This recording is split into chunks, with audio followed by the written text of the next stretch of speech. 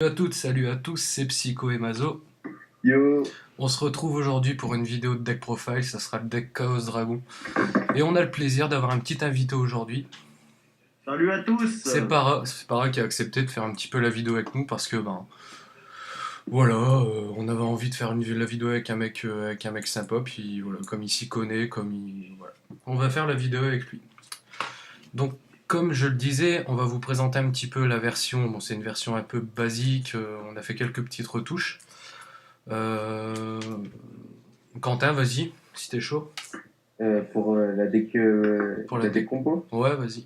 Alors, donc pour Chaos Dragon, on paye un Sangan, 3 Veiler, 3 Guides des Enfers, 3 Red Eyes Metal Dragon, 3 Light Pulsar, 2 Dark Flare, pardon, 2 Weaver Eclipse, un Dragonite, un Trooper, 3 Rico, 2 Lila, 2 Chaos Sorcerer, un BLS, un Dadangors, 2 échanges solaires, un solaire riche, un renfort de lumière, fusion future, après Staple, donc Book, Reborn, Darkhold, Heavy, Vas-y. une invitation des ténèbres et 2 lances interdites. Voilà, c'est ça. En gros, au début, on avait pensé à carrément enfin, vraiment à une autre version. On avait pensé à jouer même des dragons blancs pendant un moment. On avait fait ça en version sans guide. Je sais pas si tu te rappelles, Quentin. Ouais, je me souviens Ouais. et il y avait des petits soucis de stabilité Voilà, en en fait. fait, c'était ça. C'était pas du tout stable. Et c'est à partir de ce moment-là qu'on a décidé de rajouter les guides et enfin que j'ai demandé, ouais, qu'on a demandé à Paros ce qu'il en pensait. On a fait quelques modifs, même au niveau de l'extra. Donc, Paros, je te laisse présenter un petit peu les loops que tu connais avec ce deck-là, ce que t'en penses en fait. Bah écoute, moi je connais pas trop la version avec guide, je l'ai plus vu jouer sans. Chaos Dragon, bah de toute façon toujours le problème c'est la main de départ. De Ouais, toute façon en général, Chaos Dragon à Fusion Future tour 1, il gagne. Parce que bah, il envoie toute sa base au cimetière, puis après ben, nous on n'a plus qu'à déguster le reste, quoi. ouais, exact. C'est ça. C'est un deck qui est pas mal, qui finalement contrôle quand même pas mal le terrain, puisque 3 Veiler, puisque 2 Chaos BLS. Et il y a le Gorse derrière qui suit, donc c'est pas mal. Exact. Forcément, l'absence de piège.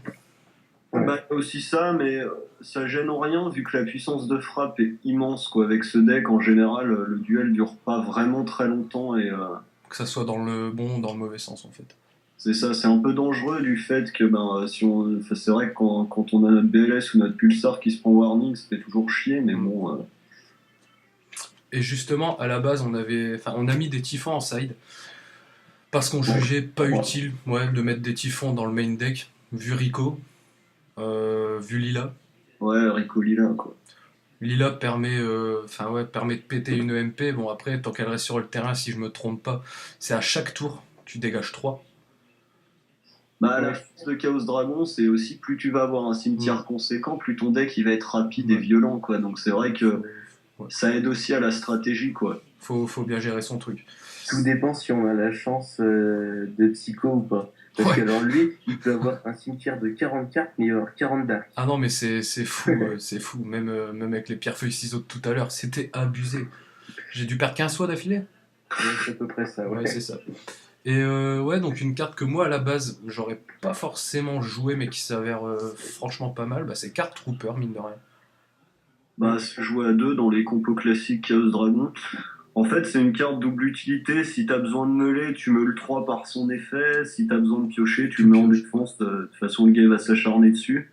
Donc c'est d'où l'effet. Et comme en plus, votre version, vous la jouez qu'avec 2 Solar Recharge, du coup, c'est vrai que peut-être un deuxième Trooper serait pas trop juste pour la fonction de la pioche derrière. Et toi, tu verrais bien quoi à la place de Trooper?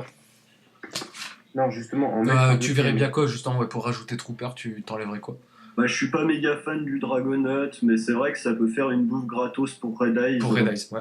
en début de partie. Donc, Et c'est pour ça qu'à la base on l'avait mis à 2 justement. Ouais, c'est pour ça qu'on l'avait mis. bah, c'est vrai qu'après à deux, moi je trouve ça méga lourd parce que bon, oui, c'est un ténèbre, etc. Mais ça reste un monstre qui a pas beaucoup de patates et qui a pas un effet amazing, quoi. Donc, je sais pas, ce serait à tenter, là, enlever le Dragonaut, mettre le Trooper, le remettre. Faudra tester, voir là, si ça dérange vraiment qu'il soit pas là, en fait. Bah, Mais dans tous les cas, cette version-là, justement, avec Guide, j'ai eu l'occasion de la tester cet après-midi contre pas mal de decks. J'ai pas eu l'occasion de jouer beaucoup contre du méta, mais dans tous les cas, c'est beaucoup plus stable qu'une version sans guide. Dans tous les cas, pour moi, je pense que c'est beaucoup plus stable. La main de départ, elle est beaucoup moins. Enfin, on arrive moins souvent avec des mains de merde au départ, en fait, tout simplement. Bah, c'est-à-dire que la guide au départ, ça t'assure au moins un move presque réussi, quoi, c'est clair. Et justement, les mecs, en parlant de guide, en ce qui concerne l'extra, donc on a mis un dragon à 5 têtes, on s'est fait péter une utopie, Une utopie une raid. utopie ray, un lévière, un dragon tonnerre final, un léviathan, un tiras, un photon strike bounzer. Bon, après au niveau des synchros, je sais pas encore si ça va rester comme ça. Il y a une armory arm, un Kalidor, un Brionac. D'ailleurs, en parlant de Brionac, lance interdite, vraiment très très très utile dans ce deck, on en reviendra tout à l'heure. Brionac, Stardust, Mistworm, Black Rose et Scrap D. Juste, Ouais, bon. petit truc à redire. On peut enlever le dragon tonnerre final, sachant que maintenant on peut plus le placer. Exact. Ouais, moi j'avais conseillé de le remplacer par un atout, parce que c'est jamais une carte vraiment perdue, surtout dans un deck comme ça peut accélérer pas mal la stratégie et rendre le deck justement plus stable, qui avait l'air d'avoir Et beaucoup de et stabilité sur le juste, deck.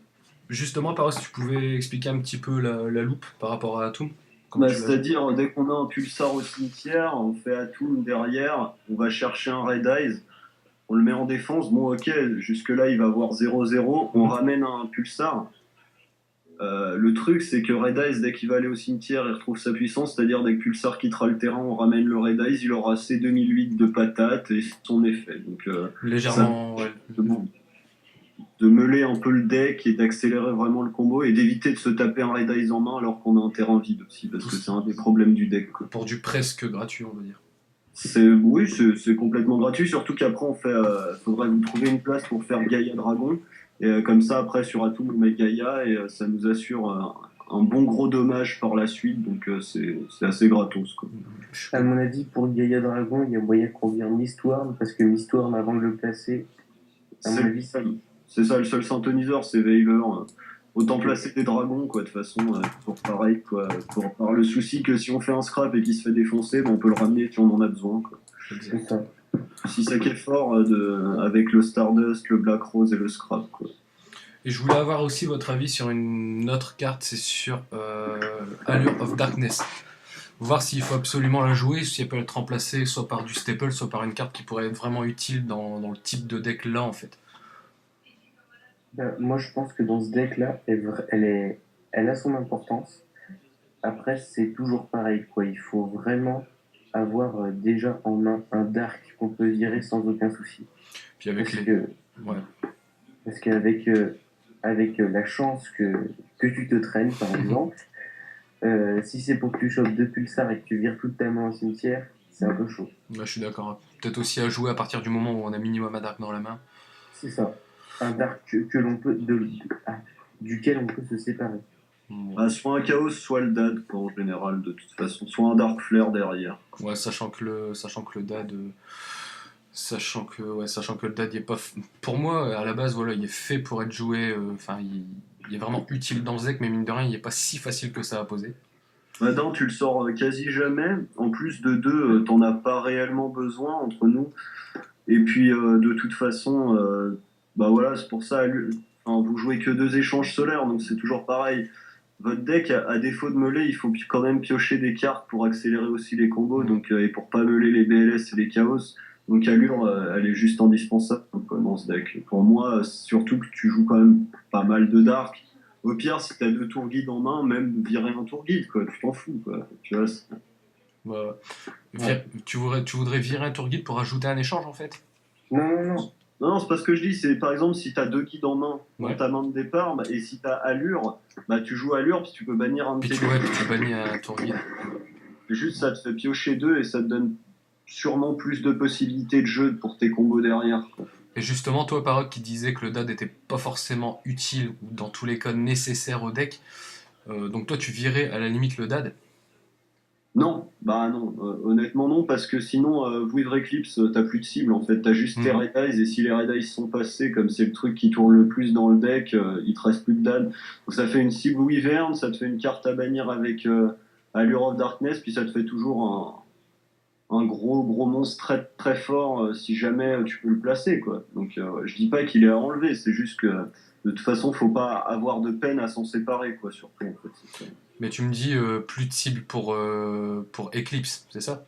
Bah ouais, Wyvern, elle a que 3 cibles dans le deck, c'est les Red Eyes. Ouais.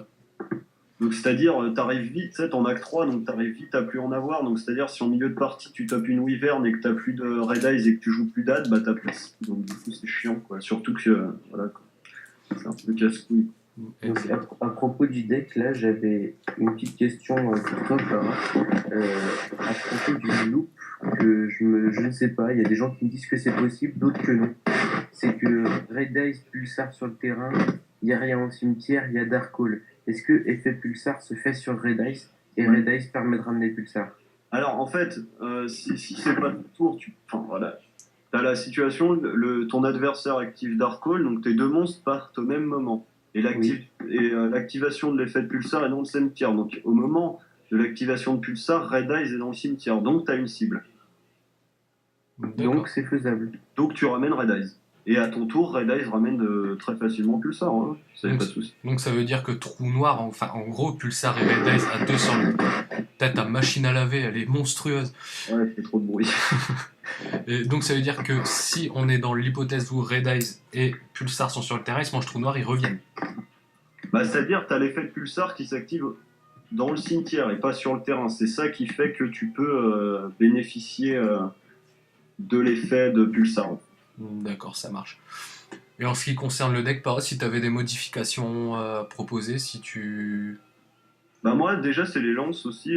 Vraiment, la réelle utilité des lances dans le deck. Si vous pouvez me dire pourquoi vous les avez mis.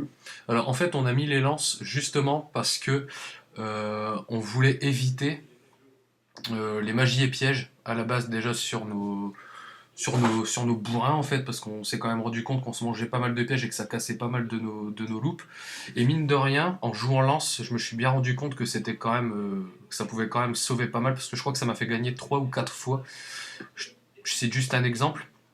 J'avais juste une Virven sur le terrain parce que je pouvais plus faire que ça. J'avais juste une Viverne.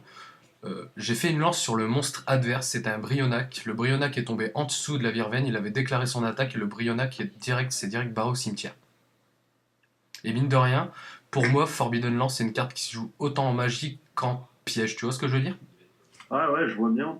Ça fait une piège ça fait un effet piège dans la carte magique, sachant que ça peut vraiment être utile. Après, je sais pas, moi je la trouve utile. Après, si t'as un avis.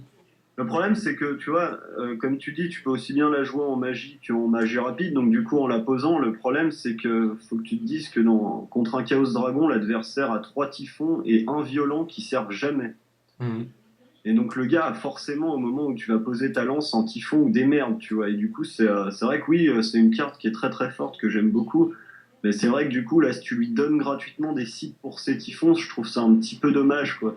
Parce que c'est aussi pour ça que enfin, c'est aussi là où ça tire son avantage, c'est que comme l'adversaire peut pas utiliser ses typhons et son violent, bah, ça lui fait une masse de cartes mortes dans sa main et tout, et donc ça lui donne un avantage, quoi. Exact. Enfin, Alors, un désavantage, au pardon. pire, il y a quoi là? Il y a Fusion du Futur qui peut se manger Typhon ou Violent. Ouais, il y a que ça. Mhm. Et tu verrais quoi, toi, à la place de Lance qui pourrait être vraiment utile? Moi, peut-être, je rajouterais un chaos déjà. Un chaos, c'est un trooper.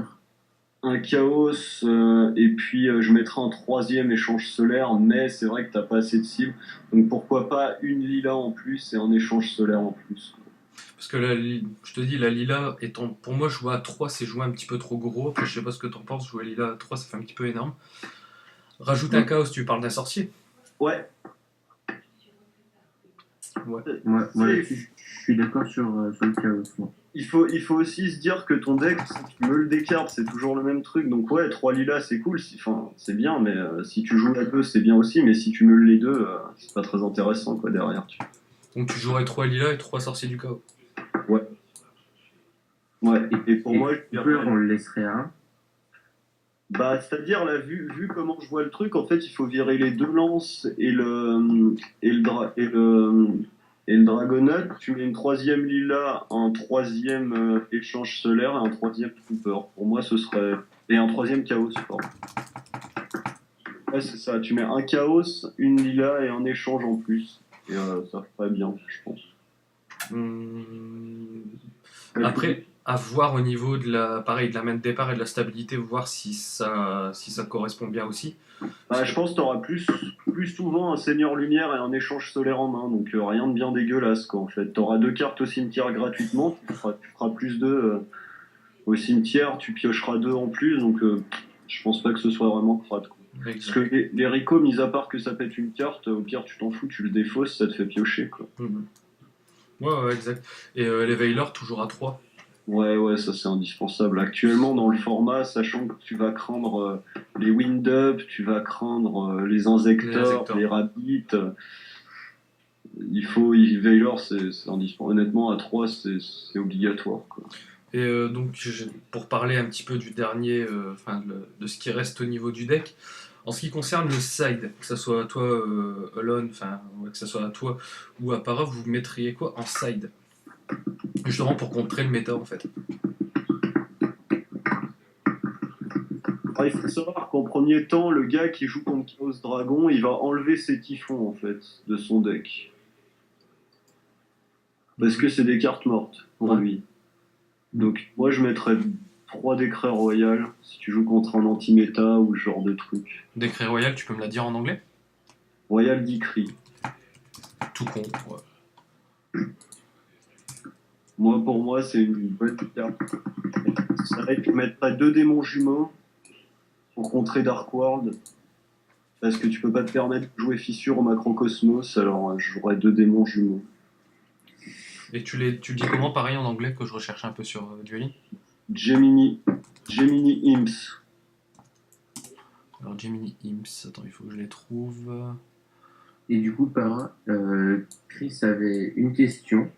C'est est-ce que Chaos Dragon fait du résultat? Ça a gagné Toulouse, mais c'est pas trop une référence puisque le gars a trop été accusé et qu'il a gagné à cause d'une loupe qu'il pouvait pas faire. Bon, ça on va passer, c'est un peu long. Mais oui, ça fait top un peu partout, ça fait du bon résultat. D'accord, ça marche.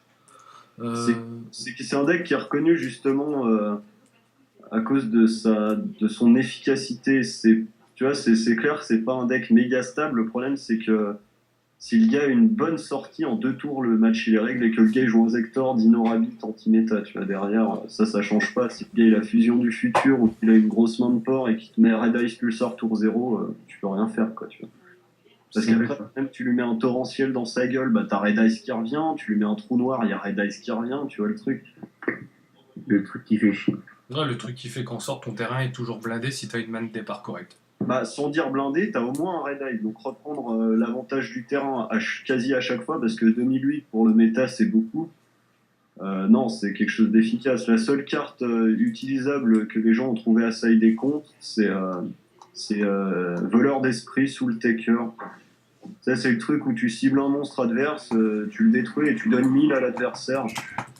Parce que quand tu fais ça sur Light Pulsar, il y a ce qu'on appelle un miss de timing, donc c'est-à-dire en fait comme tu dois donner 1000 points à l'adversaire, tu ne peux pas faire l'effet de Pulsar.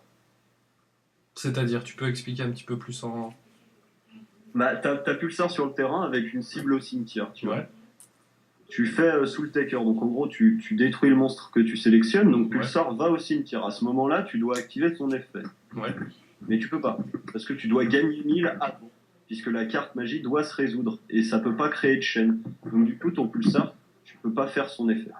D'accord, donc pour toi c'est pas mal joué dans les sides, c'est pas mal joué contre les decks Chaos Dragon en fait. Mais tout le monde le joue x2 dans les decks, parce que c'est joué contre Chaos Dragon et contre Illumination Héros Élémentaire, il y a la même chose. Parce que le gars ne peut pas récupérer les 2 héros bannis en fait. Et j'avais justement une question pour toi aussi, parce que j'en parlais tout à l'heure avec Mazo. Là, tu me dis de mettre Décret Royal en side, et il y a une carte qui s'appelle le Dragon Mirage. Ouais. C'est un light qui empêche l'utilisation de cartes pièges pendant la battle phase. T'en penses quoi? Ouais, c'est nul, parce que déjà, c'est que pendant la battle phase, et puis ça doit pas être méga fort, j'imagine. Elle a 1007, je crois. 1007 ou Ouais, 1006. voilà, donc c'est-à-dire le gars il te pose Thunder King ou Héros élémentaire, un nouveau Néos, enfin tu vois le truc, c'est qu'il Ça passe au-dessus trop facilement quoi. Et puis le problème du truc c'est que c'est que pendant la battle phase, alors que Décret tu l'actives pendant au début, à la stand-by de ton tour par exemple, le gars il a pas posé Typhon, bah, il subit pendant un tour quoi.